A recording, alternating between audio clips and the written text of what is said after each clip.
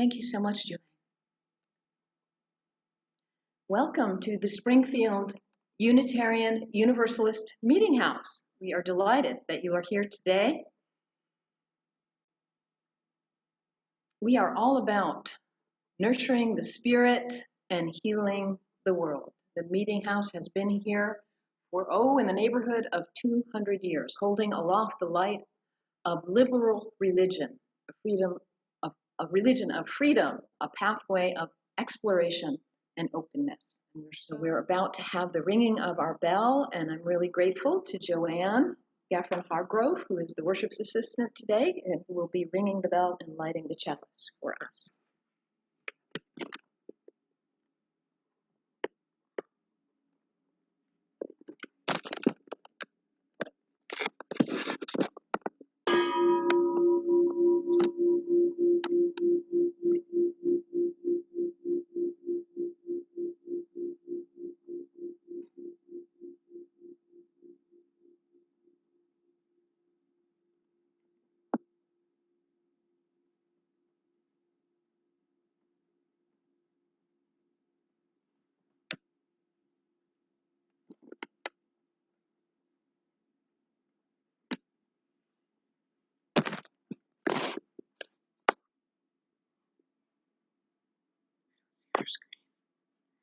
The words for the chalice lighting are from Albert Einstein. The most important decision that we make is whether we believe that this is a hostile world or a friendly world. Albert Einstein, the most important decision that we make is whether we believe this is a hostile world or a friendly world.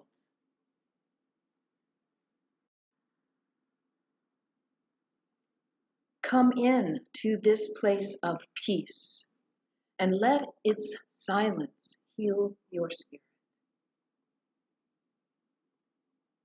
Come into this place of memory and let these stories warm your soul. Come into this place of prophecy and power and let our collective vision change your heart. Welcome to our time of worship together. Our opening hymn is number 350, but we're going to do something like we did last week. We're going to sing an old song to a new tune. Time to play a little bit.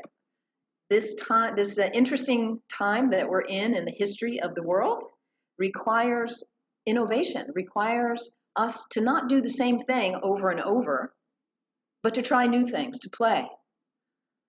How will we find solutions to the pressing problems of our day? We'll play. We'll experiment. And through our openness to experiment, we will come to new discoveries.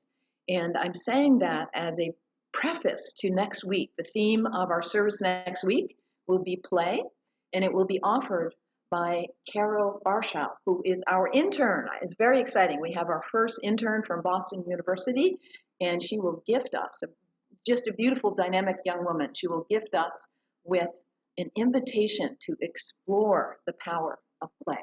So we'll start right now by singing hymn number 350, but we're going to sing it to the tune of 299, Make Channels for the Streams of Love. So I think most of us know both songs. So we get to meld them together, and Julaine will lead us, and the words are in the chat box.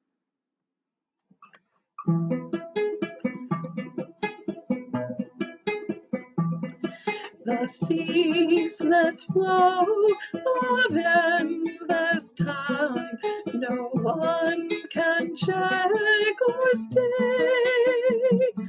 We'll view the past with no regret, nor future with dismay. The present slips into the past, and dream-like melts away. The breaking of tomorrow's dawn begins anew today.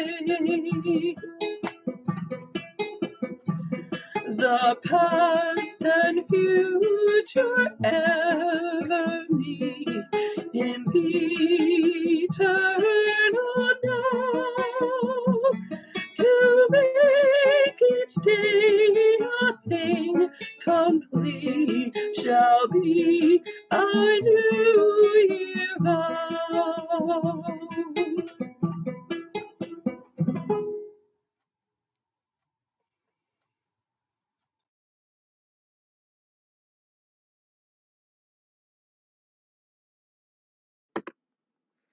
What? New Year's vow? Why are we singing a New Year's song on the equinox? That makes no sense, does it? Well, actually, in some cultures, the equinox is the New Year. This is the fall. I mean, when you think about it, the church year starts in September, the school year, the university year, many organizations actually start their year now. So let us explore the power of this particular time of year. And I'm going to tilt the camera so you can see I'm wearing my special vestment. I think you can see it. Yeah. I wore this 6 weeks ago. We were at this point, remember? 6 weeks ago? It's a calendar, isn't it? It's a cross, for sure. In the middle, it's a Celtic cross. In the middle is the sun.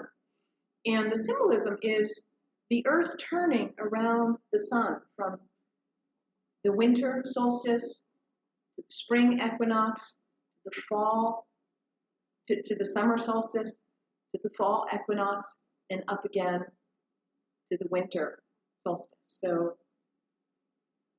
the circle of the earth traveling around the sun in the middle. That's what this symbolizes. It has many levels of symbol. It also has the symbol of the goddess herself.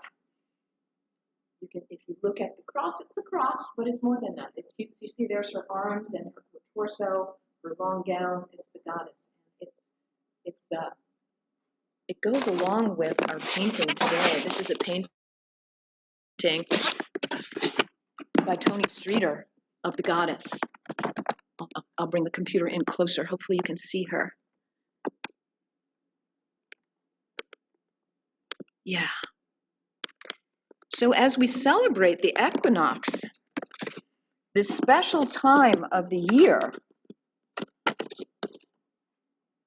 when we can perhaps feel the power of the goddess more than at other times, the power of the earth. I have a story about fairies. So at this time of year, this is when the fairies in the Celtic realm were thought to move around. They were nomadic, and so they didn't stay in one place the whole time. They moved, and they moved at the 4 major points of the year. So this is one time. So keep your eyes open. You might see the fairies switching their abode. Do fairies really exist? I don't know, but they might not think I exist either, so I'm not too worried about it. So have any of you ever camped out for a long time at the same spot? I see Laurel laughing. Yeah, and Sharon has too. So what happened? And I did too. I for one summer, for 3 months, I stayed in a tent for the whole summer. And what happens when you do that? You stay in the same place, and you can if you can unmute yourself and add something, have response. So Sharon and whoever else has camped out for a long time. What happens to the area that you're on? Any thoughts about that? Or you can type. Oh, Sharon, go for it. Well, you certainly kill all the plants that you're set up and living on. Uh-huh. So you try and use as little space as possible, or move more frequently. There we have it. That's why the fairies move, because they've worn it out. Oh, Laurel, you want to add something? Go ahead. Well, what I was going to say is I'm very aware of where the sunrise was at midsummer, and now it's very much farther south. Just the changes because of, just the cycle of light these days. Yeah. And when you're, especially if you're outside and you're seeing it, I just love that. You just see, the sun. It's like it's moving, it's moving, it's moving. It's going south, and so the whole arc is shorter. Yeah. So yeah, when you're in the same place for, especially outside for a while, it connects you with Mother Earth, like Tony's painting up here. It connects you with Mother Earth. And when you're there for a while, you wear it out. You wear out the earth. And so you got to move on and let the earth recover. I think Tony, go ahead. I think you become very familiar with the place that you're in. If you're just camping for a little while, you're just kind of a passerby. But if you stay there for a while, you feel more part of it, part of the area, part of the community around you. Yeah, it's that connection. Part of our healing of what we need more is connection, more connection with the earth, with each other, with ourselves. I noticed something. Lynn, go for it. I noticed that I became more in tune with all the unseen beings that were in the area. Yeah. If including fairies. if you stay long enough in a place, you become a familiar. And so if you're just passing through, the wild animals and other beings will run, you'll hide. But if you're part of the scenery, you'll start seeing and be amazed. But there comes a time where it's necessary to move on. And so for nomadic peoples, this is the time of year where it's like, okay, time to move on. We've been here since midsummer, and now it's equinox. It's time to move our place and let the ground regenerate. As Sharon said, the grass and everything wears out. Remove ourselves so it can breathe. It can come back to life. And whoever was using that space before you can use it again in the ways that they prefer. So sometimes we think of spring cleaning and fall cleaning, like, and is anybody getting into that mode? Oh, it's the fall. Let's clean out the garage, or let's, clean out the garden, clean things up. Well, it's connected with this, that there's this feeling as we go through the cycle of the year, there's a feeling of certain times that it's time to create some spaciousness, to let it go, to move on. And especially when we're caught up in the busyness of do, and move, to have some spaciousness, some time to just create some openness. So maybe this is, and if we are tuned into the natural cycle, the Celtic calendar, this is the new year. So happy new year, happy equinox. This is an opportunity for you to let go of what you've been doing and move on. Let go. Find new ways to move ahead. Now is our time for reciting the affirmation together. And the words are in the chat box. So if you don't know them, they're there. But if you know them by heart, join us. Love is the doctrine of this church. The quest for truth is its sacrament, and service is its prayer.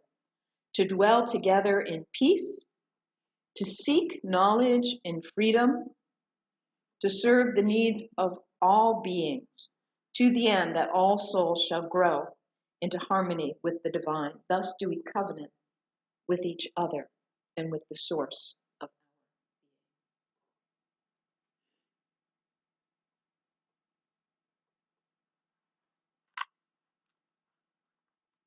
I'm going to share an equinox reflection now, and then we will do the meditation after the reflection.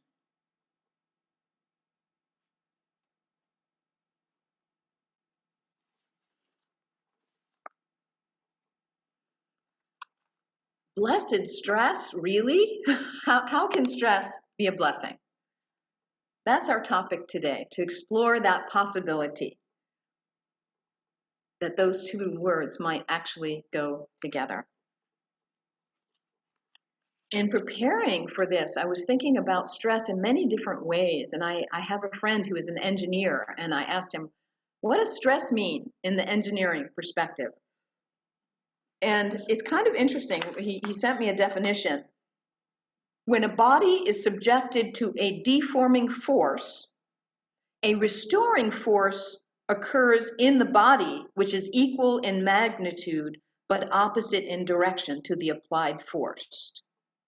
The restoring force per unit area is known as stress. So a body, an object, is there's a force from the outside that is pressing on and deforming, affecting the object, the body, whatever it is. And there occurs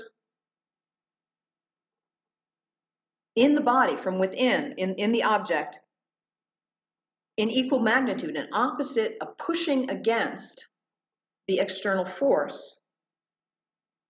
And that's what stress is. So there's an outside event, and then there's an inside resistance or a pushing against it. So in a way, stress is an inside job. We think of stress as only, oh, what's happening, and there's stressful things in my life, and what's going on, and yes, there are things happening, but it's what we do from inside that makes it either a stressful event or not. I wanted to tell you a story. This is a story from my dear friend Kayla. We've known each other about 40 years or so, and she's a massage therapist, and she lives in Vermont here, and she's been practicing massage for about 35 years, and she's also an herbalist. She's got incredible skill. Over these 35 years of love and practice and training, she's become quite an amazing healer. Well, this story begins on April 1st. She had planned a lifelong journey, a desire that she had to travel to a foreign country and continue her work. She does a lot on women's health. She's in the vein of Ruth Bader Ginsburg. She's done amazing work in her life, especially with young women. So this was going to be it, finally, that big trip. And then, of course, what happened? The virus situation and the lockdown. And on April 1st, she decided she was supposed to go in a couple of weeks. She decided to let go of the trip. And she was outside on the phone talking with a friend, just kind of grieving and trying to let go of this dream. And she put organizing her entire life, a month to be away and clients and all the responsibility, let it all go. Let it all go. And she was grieving, she was upset, and she slipped. A little patch of ice on the deck, and she slipped on it. And immediately, she was on the ground, and she knew, oh my goodness, this is really serious. And she felt like she had some really extreme sprain in her ankle. And she barely crawled in the house. She couldn't stand up. She couldn't hardly move. And she was laying on the floor in the house. And luckily she started to feel like she was going into shock. Luckily there were some crackers right nearby. She was able to grab the crackers and munch the crackers. An incredible pain, just overwhelming. And finally someone came and was able to help her. And it was like nothing she'd ever been through before. So painful. And because of the lockdown situation, she didn't want to go to the ER. She didn't want to go to urgent care, and she didn't. So she was there at home. She's a healer. She's an herbalist. She wrapped it. She did all the herbs that she knew of. She treated herself.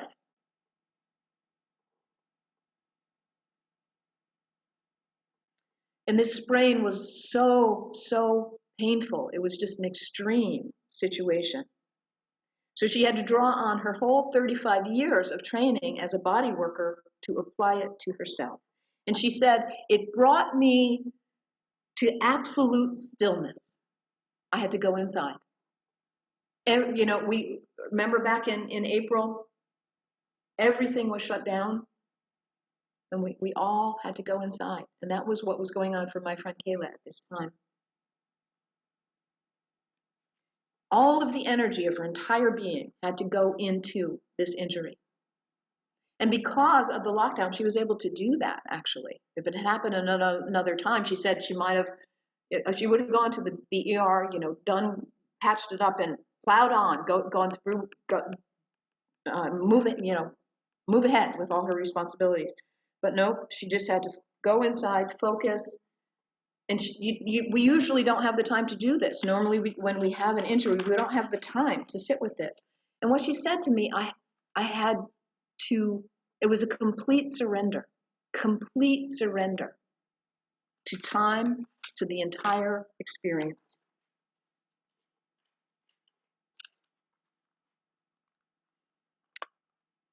So over time, it gradually got better. And she kept applying her gentle, healing energy, attention, herbs, rest. And she had to surrender to the grief because she realized the injury happened because she was so discombobulated over the grief of losing her dream. And so she had to let herself, rather than running from that grief and that pain, she had to befriend the pain and be with it and sit with the entire thing. Sit gently, not to try to force it, not to try to move it, but just sit gently with this terrible sprain, the grief, the whole situation.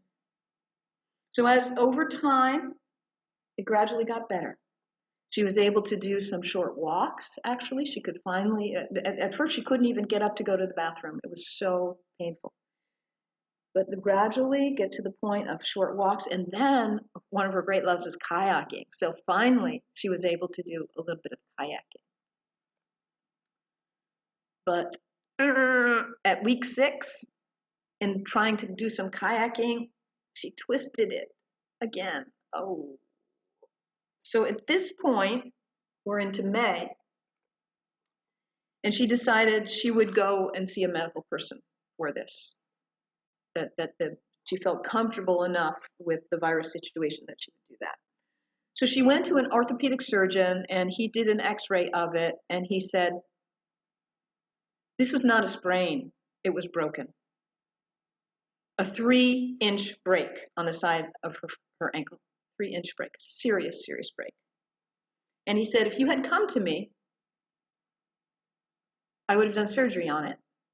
I would have put a pin in it, and you would have been laid up for months and months and months, and you'd have to do PT because of physical therapy to come back from that surgery. The whole area would have been immobilized, and then a year later, a second surgery to remove the pin, and all the recovery that was needed from surgery again, the immobilizing of it and the whole thing. And of course, with her insurance, it wouldn't cover most of it, so she would have been $80,000 in debt for this experience. And so he said, but it's mostly healed. He said, I've never seen anything like this. This very serious break that you healed it. So she's continued to wear the brace, and now she's walking 5 miles a day. She's doing great. It's amazing. It's a miraculous story. And she's not $80,000 in debt. And her leg, because she worked with her leg the whole time, and she knew what she was doing, her muscles didn't atrophy, because she didn't have the surgery and all that invasive stuff. And she said to me, I'm not against surgery. And, she gave me permission to share the story. And she said, no, there's times we really do need surgery.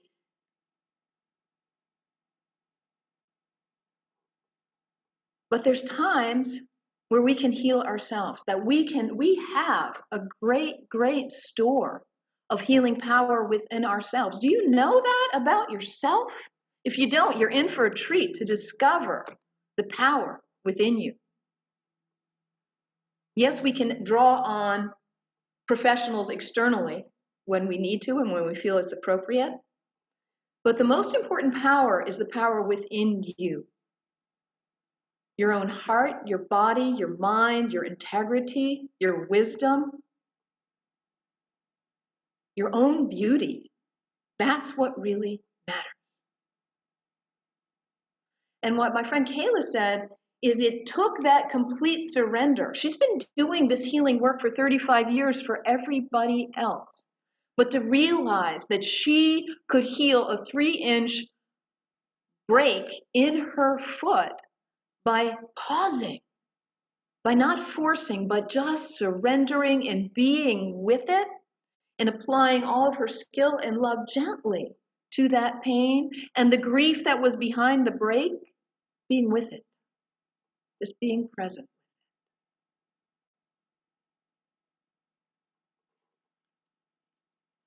She said at any other time in her life, it would have been a disaster.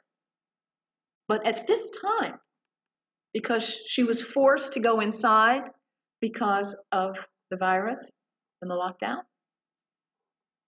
it provided an opportunity to be held in the pause and to do what most people would think and what the doctor thought was undoable until he saw the x-rays. Like, amazing. You healed yourself. You healed a 3-inch break. And, she was cared for in that time. She had a person nearby who was able to bring her food. She was on unemployment. So it created this holding space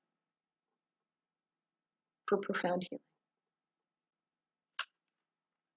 So as I was sharing this story with Sharon the other day, she told me a story. It was just so similar. It was kind of astounding. Like, wow, the stars are lining up here in terms of stories for the service. And I was also Sharon's daughter, Tia. Hi, hello, Tia and Sharon. Tia is a craniosacral therapist, and she is visiting from Portland, Oregon for 3 weeks. And so I'm going to turn it over. You're welcome to share. What happened, Tia and I were having a conversation. We visited last week. We met for the first time, which was wonderful. And what's really interesting about craniosacral work, and I have Tony's painting of the goddess here in honor of this, is it's kind of a more yin approach. Sometimes we think something's broken, that there's something wrong. Let me fix it. Let me manipulate it. Let me get it. Whether it's a broken bone or, something in the external world. Let me go after it and control it and fix it. Well, there's another approach, which is, can I be present with what is out of kilter? And in my profound presence to it, can that witnessing and that love, what happens when we do that? It allows what is out of kilter to just relax and come back to entrained, come back into harmony with itself. So I had such a great conversation with Tia about these two distinct approaches, kind of the more yang, invasive approach, and a more yin sort of allowing, presence, witnessing approach. So I invited Tia to share a few words with us if you want to. No, I know you were trying to figure out exactly what you might share. And Sharon also has this other ankle story, which is kind of amazing. So I'll just turn it over to you and let you say what you want to say. Okay. Well, I'll share my story about my neighbor, Joanne. Joanne and her husband, Gus, bought the house that goes with, some of you who travel Brockway Mills Road know the Big Egg. Yes. Well, they bought that place 8 years ago, but they only moved in full time this spring. And they made a big vegetable garden, and she is one of the major contributors to our produce share, let me say. And they do have 2 pet cows who really contribute to the garden, and it's been very abundant. And Joanne is also a yoga teacher and healer. She works with our friend Amy Parnell. And somehow or another, this summer, probably from working very hard, she experienced a stress fracture in the bone in her foot. What bad timing, you might think. So she wore a boot for a while, and she was trying to figure out how she could help and aid in the healing. And she said the urge is to poke and prod and press and, see if she can do something to help it heal. But you know what she found that worked the best? Just putting her hands on her foot and holding it. Just being with it and holding it. And she has recovered quite a bit. She's not wearing a boot. No long walks or hikes yet, but she has learned so much just from that yin thing of holding and being with. And anyway, that's her story, and I'm really happy that she's my new neighbor and offering this kind of healing. So my name's Tia. I'm Sharon's daughter, and as Melon said, I'm visiting from Oregon, and I've been a massage therapist there for over 10 years. And over the last 5 years, I've been studying craniosacral therapy, which you may have heard about. It's a modality that's often used by chiropractors, osteopaths, and massage therapists. Midwifery utilizes it for newborns, but it's applicable to a wide range of physical ailments. So it's used across many different disciplines of medicine. And I've come to it as a massage therapist for these reasons that Melon and Sharon were talking about, that therapeutic presence and really trying to remain rooted in the Hippocratic oath of first to do no harm. And so as a massage therapist, oftentimes people come with tight, sore muscles, recovering from an accident or a surgery or some other illness, and they want to see results. I've been working with medical insurance billing or car accident insurance billing, and oftentimes through those processes, we want to have measurable outcomes and effective treatments. And so over those years, it's formulated my way of thinking, utilizing my training and my education, my experience, and to be a little bit more formulaic.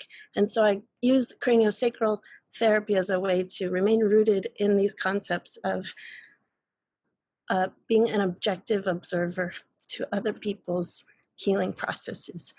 And I really love craniosacral for reminding us that as a healer, offering these services, really my place is to provide that educated, informed space so that we can each discover our own inner healing. And so this modality really blends well in that way. And yeah, I've been really happy because it helps me remain centered in a mindfulness practice while I'm engaging with people in this work, and it remains very therapeutic for me too. So it's mutually beneficial. So. And I am super excited. You may have seen us wearing our masks. We have been following protocols very closely. We're very close to the end of the 2-week quarantine, at which time I will get to experience craniosacral for myself. It's really interesting to hear what Melon is talking about blessed stress. And I hear it's based on a book that I haven't read, but the concept of blessed stress as a massage therapist is a little contradictory. Stress is the number one contributing factor to disease in our world. It's debilitating for our physical bodies. And I liked what you started with, this definition of stress being a reaction to our stressors coming from the external environment, and how we adapt and remain resilient in our physical body, but also how we manifest our emotional and our energetic body through that physical space. It's really interesting. And so the craniosacral name comes from working with the central nervous system rooted in the cranium, all along our spine down to our sacrum. That's the basis of our communication. And so it's really a full body, hands-on system that uses the minimally invasive pressure, 5 grams of pressure or less. The client remaining closed. We can do it through any other blankets or materials. And so really what we do is we listen to this system, this fluid-filled system. Craniosacral therapy really utilizes the cerebral spinal fluid to listen to pulsations in the body, and then finding those restrictions, like Melon was saying, those stressors where we might find toughening or restrictions in the body, and then how we can adapt using our internal healing power, that equal but opposite force, to realign our neurons, our nervous system, but also extending out into the web of connection between all the connective tissues of the body, our circulatory system, our muscles, our bones. Every tissue of the body is connected through these wirings and these connections. So it's a really interesting way to filter, blessed stress, how we each resonate that in our own body, and how we utilize our natural resiliency, the neuroplasticity in our brain, but also how we can be present and witnessing our own resetting, our own physical healing and energetic rebalancing. Especially during this difficult year, I really think about how we can remain in a calm nervous state, in a relaxed, calm, receptive nervous state, so we can better figure out the next steps forward. So thank you for inviting me, and I'm really appreciative of being able to share this modality. Wonderful, wonderful. Thank you so much, Tia and Sharon. That was wonderful. And I love what you said of in this approach, the role of the healer is to be an objective observer of the other person's healing process, to believe that each person has within them, everybody's got stressors externally, but everybody's got this power inside to respond to whatever is going on, even a broken ankle. Everyone has a power within. But we don't remember that, and we're often too busy to draw on it. So what you said, Tia, of being an objective observer to the other people's healing process, to just by believing that, yes, you have it within you to heal yourself, you do. And to be around people who help you remember that truth about yourself, whether it's a broken ankle, a broken heart, a broken mind, some imbalances, whatever. And to formulate tools and resources where we can help reset some of these, you know, just like they say, neurons that fire together, wire together, and we develop, you know, stronger muscles by, you know, doing repetitive exercise, or, you know, we can target certain things, and we can also use that for, you know, another definition I think of in my line of work is to define trauma. And a lot of us are dealing with trauma on any level, post-traumatic stress, or, you know, it can be any scale. And I think that applies to how we reprogram not only our physical neurons, but how we reprogram our ways of thinking, or, you know, how we rebuild maybe broken parts of our world, you know, that we can utilize these resources through our worship communities, perhaps, or, you know, other providers, hands-on therapies, or in other ways where we can reset some of these places that get really hardwired, you know, that we really can reset and break out of those molds sometimes. That's fabulous. I so appreciate what you said about neuroplasticity. That, you know, we've talked about this here before. There used to be the concept that the brain is formed, but you know, by the time you're 18 or something, and that's it. That's the brain you have. Turns out that's a completely wrong model. The new model is neuroplasticity. You know, that your brain is plastic. You can move around. You know, it's not set. And so these habits that you have, you can change them, whatever they are. The image that I chose for this service was a tree with a heart carved in it. If you can find that easy, Deb, you can pop it up on the screen for us. So a tree with a heart carved in it. And what I found out in studying trees and stuff is once a tree gets an injury, that's it. That heart that's carved in there will never go away. You know, when you tap maple trees for syrup, that hole, that tap, it will always be there. If there's a slash on a tree, trees cannot heal themselves. We can. What Tia was just saying. The things, the external things that have come in on you and have stressed you, that have deformed you, to use the engineering term of the deforming force outside, it can deform you. And if you're a tree, that's it. You know, you see a tree that got hit by the wind or something pulled it over. It'll be like that for the rest of its life. When you're not a tree, you have neuroplasticity. You're plastic. You can recover from whatever it is. We to go back to that opening quote from Einstein. The most important decision we make is whether we believe the world is hostile or the world is friendly. So the stuff that's going on outside of you, if you take that basic stand, and it's a hostile world. There's dangerous stuff out there. There's stuff to be afraid of, whether it's the virus or the riots or the global warming, or, you know, there's all this really dangerous stuff, and it's, you know, it's impinging on me. It's impinging on all of us. And what are we going to do? And this is terrible. And my little self, I don't have the energy to fight against all of this oppressive. Oh my God, it's completely overwhelming. That's one model. But what if the world is basically friendly? What if that's the truth? And yeah, things get out of balance here and there, but there is a love. There is, as we sang in that hymn, and as is embodied in this image that Tony painted of the goddess.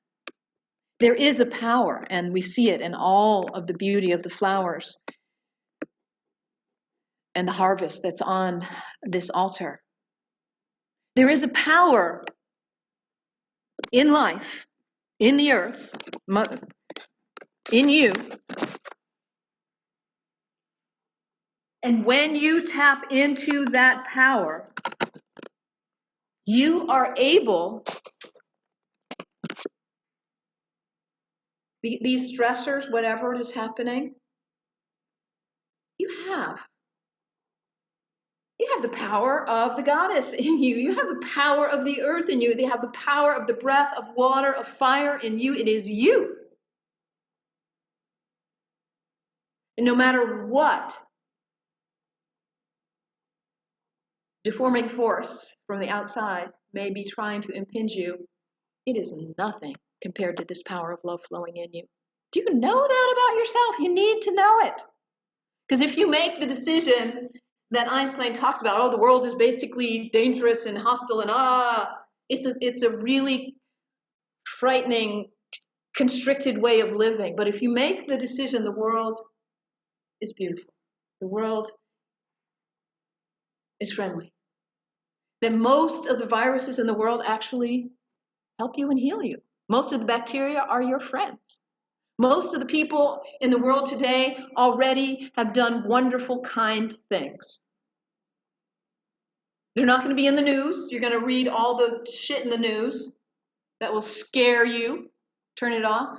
If you haven't thrown out your TV yet, today's a good day to do that. But the truth is, it's your decision. How are you going to see the world? Do you believe it's basically hostile, or do you believe it's basically friendly? Let yourself entertain the possibility that the world is basically friendly. If you go with the idea that the world is hostile, well, what are we going to do? How are we going to control it? How are we going to fight it? Like Sharon was saying, in terms of her friend with a broken neck, how am I going to poke it and prod it and make it bring it back? Something terrible has happened. How can I fix it, fix it, fix it? There's a different way. What if the world is basically friendly? What if there is a flow to the universe that is love, that is power, that is healing? And rather than me trying to control it, what if my job is to witness? To believe in this power within me and within you, each and every single one of you, this restorative power that is way beyond any little external force that may try to impinge. That's just material world surface stuff. It's nothing compared to the true power, your original self. So it's your decision.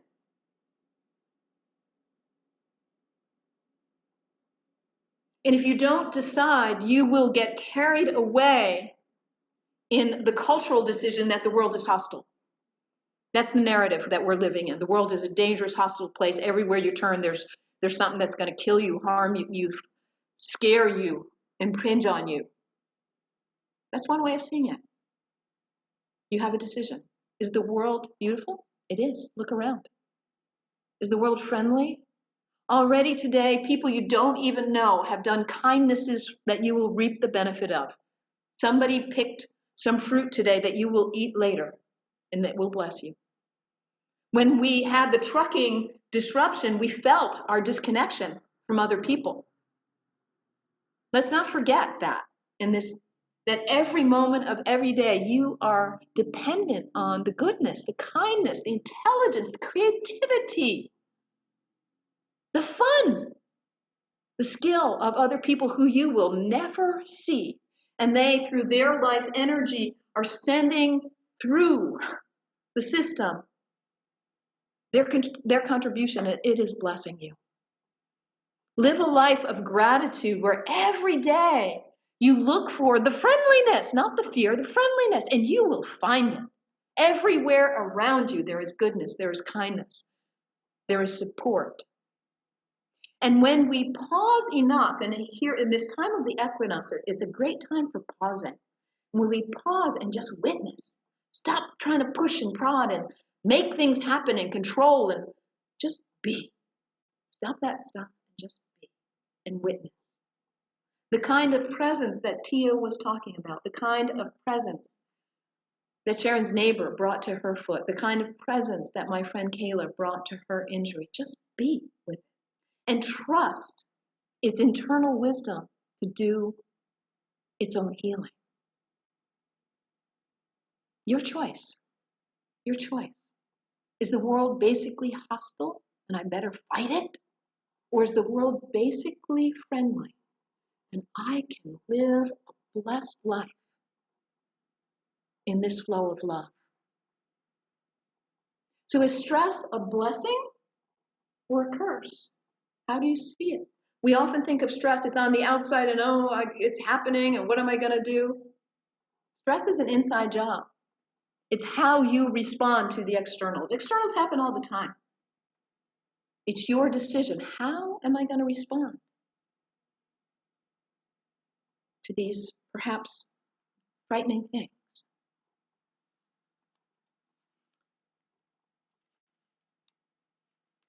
And I'm so glad, Tia, also that you brought up the topic of trauma, because rough things happen. They do. I've had them. You've had them. We've all had them. Traumas, they happen. But you're not the tree that will be forever scarred by these things. You are neuroplasticity. You are plastic. You can bounce from whatever hardships hit you. You can bounce. And how you see the world will influence whether you contract and fight or whether you like, okay, this thing happened. How can I bounce forward from this thing that happened? Something else happened. How can I respond? What beauty and resources and power do I have within me to rebound? No matter what is on the externals.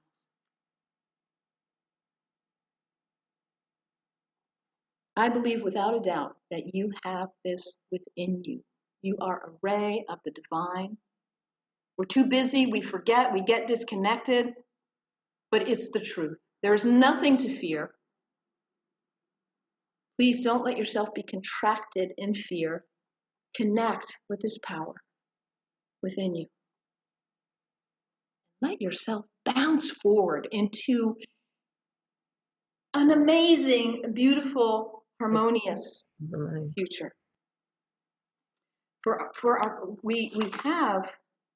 Let's just do a very short meditation to just sit with what the stories that you've heard from Sharon, from me, from Tia. Just sit in silence for a minute and let yourself feel the possibility of this restoring power in your own heart.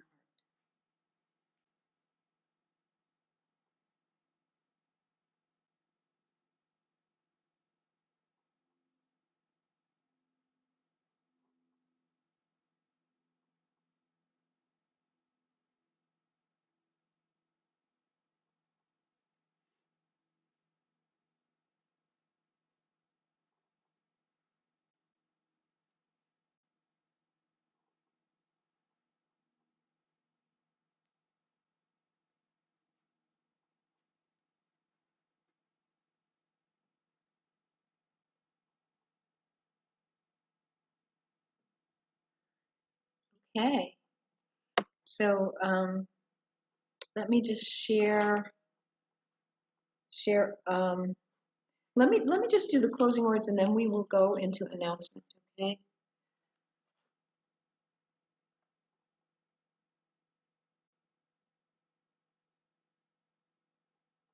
If you have found community here, treasure it.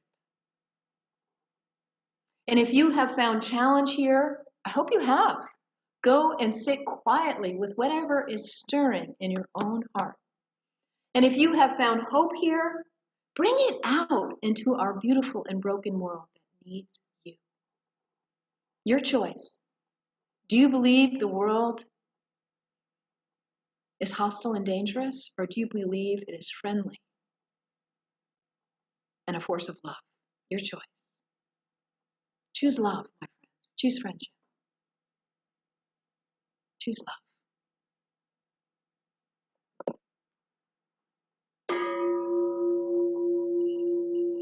Keep on bouncing forward.